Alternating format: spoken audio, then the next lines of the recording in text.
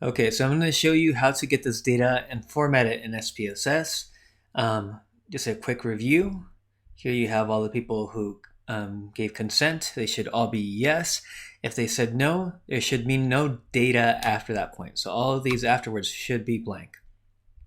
Here you have all the responses related to your DV, and then you're going to have a column with your final score for the participant's DV, right? So keep that in mind. If you don't have one column that you can identify as your final DV score, then you have to take a step back and go to a previous video or reach out to me.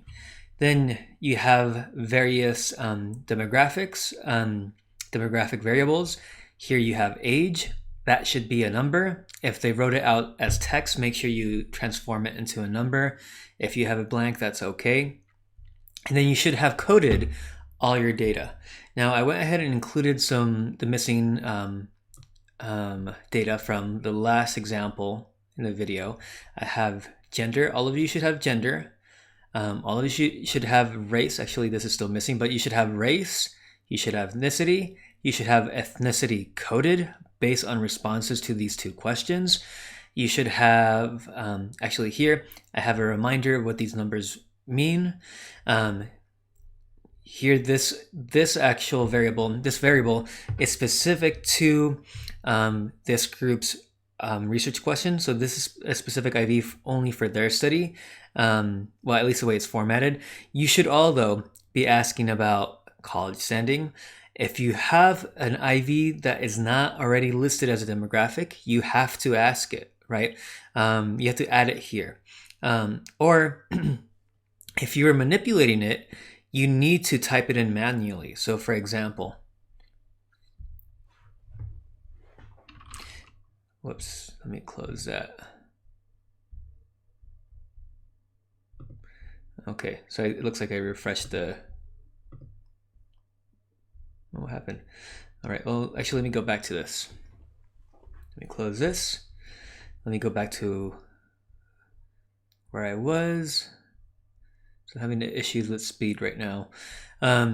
So if you have a variable that's not included here, and specifically related to your IV, you need to include it on your own. So let me go insert one to the right. And for example, the study where they either were led to expect or not expect the video, you would put video, I'm going to call it video expectation. And you would have to keep track of this. You have to input whether that participant was told you will have video access after during the quiz. That would be a yes, or no, that would be a no. So keep that in mind. Any IV related to your study that's not already part of the demographic, you need to include. Anything that's your IV should be only 2 levels. If you have participants that don't fit into either of your levels, either of the 2 levels for your IV, then you should consider not including them. So keep that in mind. We want to keep it simple. We want to keep it to a 2-level IV. Here you have video expectation, yes, no. I'm going to delete this now. And really what we were looking at is, where is gender? Gender, 2 levels.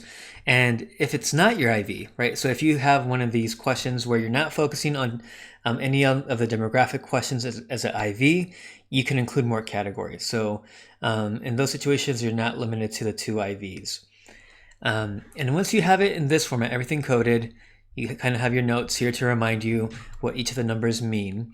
Now, again, you can write this down somewhere. You can have it in a different document. That's fine. You download the file. Download Microsoft Excel. I'm going to minimize this. I'm going to close this program.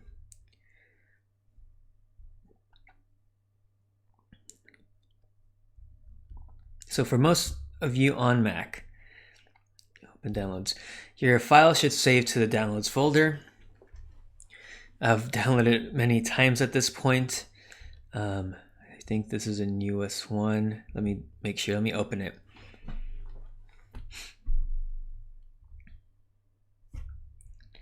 Now I'm going to move that file to the desktop just to make it easy to find. And you want to make sure you save this file, any file you work on for your data analysis, you want to make sure you save it. So don't feel like just because you submitted the results section, you can delete it. Keep it just in case. So I already showed you how to install SPSS. I've pinned it to the launch bar, whatever it's called, and now you can open it. And just a reminder, if you're on Mac, you could click on this, and this little search bar pops up, and you could search for the app. Let's see if it, there you go. Sometimes it takes a while. See, you see how that went blank? And you can launch it from here. It's called SPSS Statistics Subscription. You don't have to pay as long as it's a trial. If you're using Windows, click on that Windows key, and then you could start typing SPSS and it should pop up. But hopefully you've pinned it to the bottom somewhere. You can do this both on Mac and Windows. So now you're here. What you want to do, actually I'm going to close this. I'm going to import the Excel file into SPSS. So I'm going to go to File, Import Data. And now if you're on Windows, play around, look around for these options. It should be similar, but it will look a little different. Import Data, Excel. So again, File, Import Data, Excel.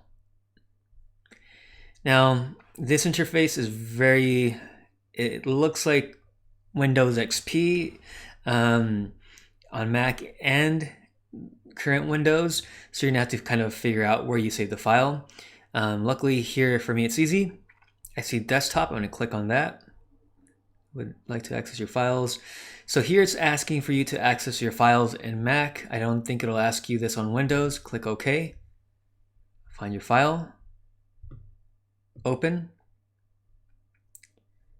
All sheets Excel file appear to be empty. So this might happen to some of you. This has happened to some of my previous students. So let me double check this file. So as you can see, it's not empty. Let me try saving as. So I clicked on File, Save As, and I'm going to give it a new name. Sometimes this works. Oops. Data, we call it Psy 321 data, and it should still have the extension. I don't need to type this out. Save. Let me just make sure I saved it. Okay, so I saved it to the desktop. I grouped it together. Now let me try and see if this works. File, import data, Excel. Now, if you don't see any files and you're on the desktop, make sure you have the correct format selected here. Sometimes students will have that selected and they won't see anything. Click on Excel. And then click on the file, open, yes. Right, so that's what you should see. I don't know why it does that sometimes, but what has worked in the past is just opening that Excel file, clicking File, Save As, giving it a new name. You want to leave everything on the default. Okay. And SPSS, it's kind of like it's Excel, but more confusing. It has two separate windows. This is the output window, and this is the data window. What is it technically called? The data editor. There you go. If you make changes to this file and you save, it'll save, but it treats this, the output, as a separate file. This is where you see your analysis, so keep that in mind. If you want to save your analysis and your data, you need to save both.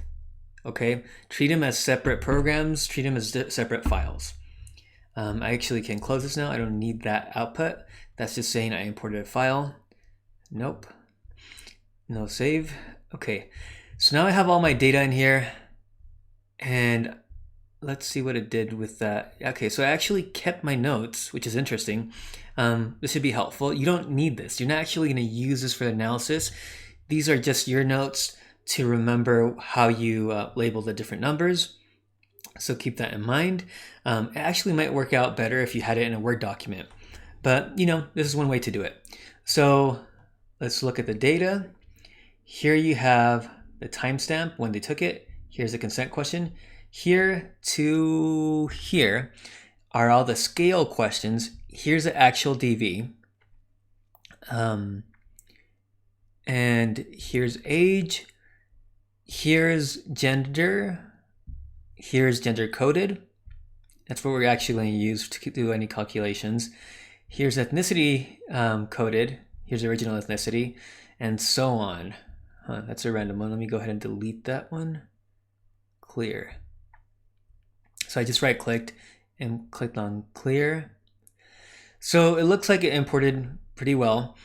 Here it has a bunch of decimals. You can actually change that. So that's our DV. I'm going to go to variable view.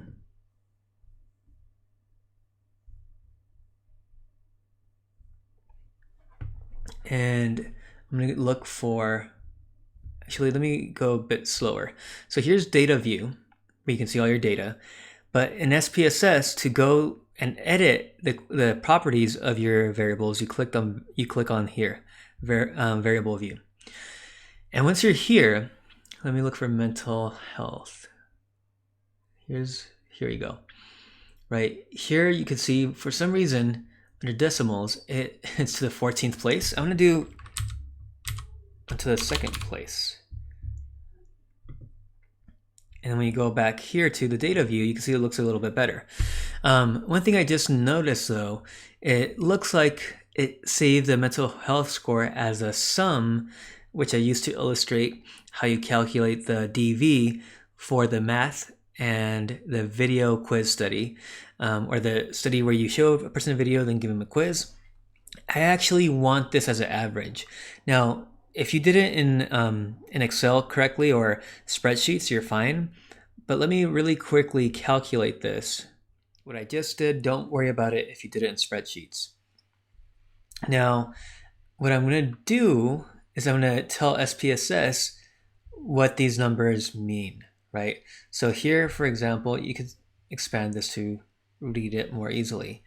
You're going to have to give number labels to all of these, right? Especially, let's focus right now on the IVs. Let me find the IVs.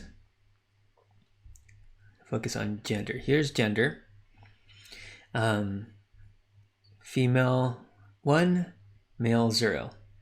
So now I'm going to go to the variable view. Remember, female is 1, male is 0. I'm going to look for gender coded, not gender, not what is your gender. You have to go to gender coded. You have to go here under values. Oh, I clicked on the wrong one. So keep in mind, so you can see here, this 15 is highlighted. That is the wrong one. That's not the coded gender. So I'm going to click on the bottom one, and you'll see these 3 dots appear. You click on that, and again, 1, that's a number, is female, add, and then 0 was male, add, and click OK. You should see a little bit here that says you have some text now. You can expand it and see a little bit more. Double check, make sure it's gender coded. Make sure it's not this one, because it'll let you, right? So let me click on this. It'll let me add values even though it doesn't make sense. Here when it says string, that means you have text inserted into that variable. You want the numeric variable. So I did that for for gender. Now let me check what numbers I used for experience. So I said 1 was less experience, 2 more experience. Now keep in mind, I can reuse 1 and 0 across variables. That's fine. If you want to use different numbers, you can do that too. It doesn't matter. you can use 1 and 0 across all variables if it makes sense. So, okay, let me see. This is called class standing coded. I'm going to go here, look for class standing. Here it is. I'm going to click under values, click on the 3 dots. 1 less experience. So 1, the number on the top, then the label, add. 2, more experience, add. The names you give it, it doesn't matter, right? It should just make sense to you. These are the levels of my independent variable, my second independent variable, right? The first one was gender with 2 levels, male, female. This one is experience level at the university level, as a university student, and you have less and more experienced. Okay. Now, when I go back to data view, one thing you could do to make sure the data was that you input the data correctly is you could click on this icon here. And then when you click on it, so keep an eye on this and this. It should change to text.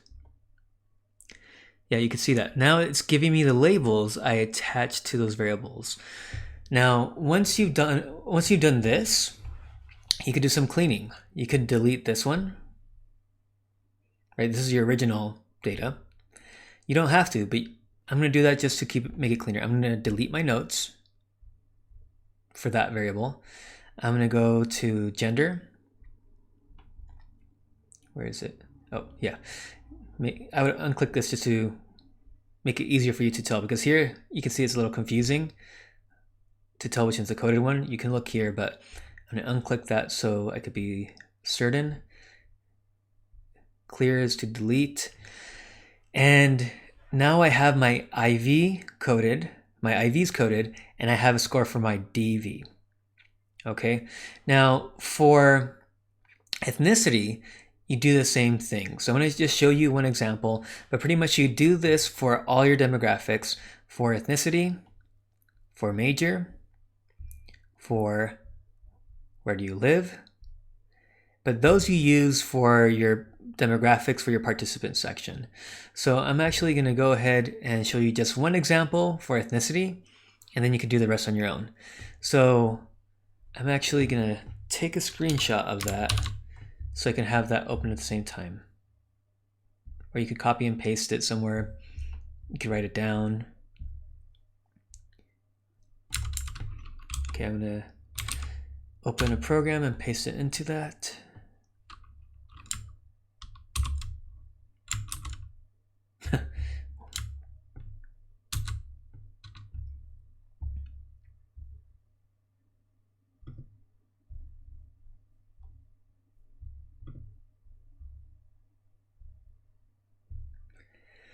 So I'm going to copy and paste.